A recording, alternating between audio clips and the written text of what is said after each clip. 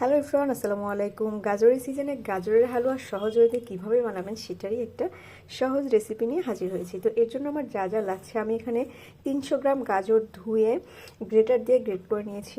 আর নিয়েছি 1 কাপ দুধ, 1/3 কাপেরও কম নিয়েছি চিনি, 2 টুকরা এলাচ, 3 টুকরা দারুচিনি এবং একটা তেজপাতা মাঝখান দিয়ে কেটে নিয়েছি। সামান্য পরিমাণে নারকেল কোড়া। আরেকটা ইনগ্রিডিয়েন্টস হচ্ছে এটা পোলাওয়ের চাউল, চিনি গুঁড়া যে চাউলটা 1 মুঠের মতো এখানে ভিজিয়ে রেখে ব্লেন্ড করে নিয়েছি। এটা অপশনাল, এটা দিলে একটা সুন্দর ফ্লেভার আসে এবং একটা থিকনেস আসে।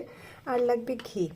তো চলেন তাহলে মূল রেসিপিতে যাওয়া যাক। চুলায় একটা ফ্রাই প্যান বসিয়ে দিয়েছি। ফ্রাই প্যানে আমি কিছুটা ঘি দিয়ে দেবো। আমার আসলে ঘি একটু কম আছে, তাই আমি ঘিটা একটু কম দিব, আপনারা আরও একটু বেশি দেবেন এবং যে যতটুকু গাজর দিয়ে করতে চান ঠিক সেভাবে পরিমাণটা আপনারা বুঝে একটু দিবেন। তো ঘিটা গলে আসা পর্যন্ত আমি একটু ওয়েট করব। তো এবার আমি এখানে একটু মশলাগুলো দিয়ে দিচ্ছি। মশলাগুলো দিয়ে হালকা করে একটু ভেজে নিতে হবে। তো মশলাগুলোর সাথে সাথে আমি কিছুটা কাঠবাদাম এখানে দিয়ে দিয়েছি। কোনো বাদামই কিন্তু দিতে পারেন। তো এটাকে হালকা করে আমি একটু ভেজে নিই। মশলাগুলো আমার ভাজা হয়ে গিয়েছে। আমি এখন গাজরগুলো এখানে দিয়ে দিচ্ছি। গাজরটা দিয়ে এটাকে খুব ভালোভাবে একটু সফট হয়ে আসা পর্যন্ত নেড়ে নিতে হবে। একটু সফট হয়ে আসছে, এরপর যে আমি দুধগুলো দিয়ে দিব।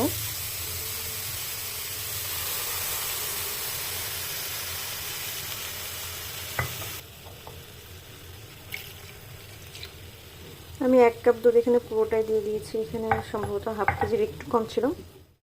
অফ ক্যামেরাতে আমি আরও কিছুটা দুধ দিয়েছি। নেড়ে ছেড়ে আমি যে চাউলের লিকুইডটা করে রেখেছিলাম সেটাকে দিয়ে দিব। এটা দিয়ে খুব ভালোভাবে নাড়তে হবে। এটা দিয়ে সাথে সাথে নাড়বেন, না হলে কিন্তু চাউলের গুঁড়োটা দলা পেকে যাবে।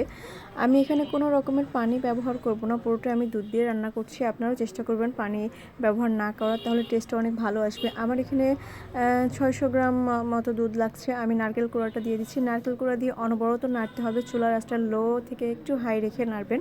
এটা যদি একদম হাই হিটে দেন তাহলে কিন্তু ছুটে ছুটে গায়ে পড়বে। তো আমারটা অনেকটা সময় নাড়ার পরে একদম হয়ে এসেছে। এর আগে আমি একটু দুধ দিয়ে দিচ্ছি। গুঁড়া দুধটা লাস্টের দিকে দিলে কি হয়, দানা দানা হয়ে থাকে।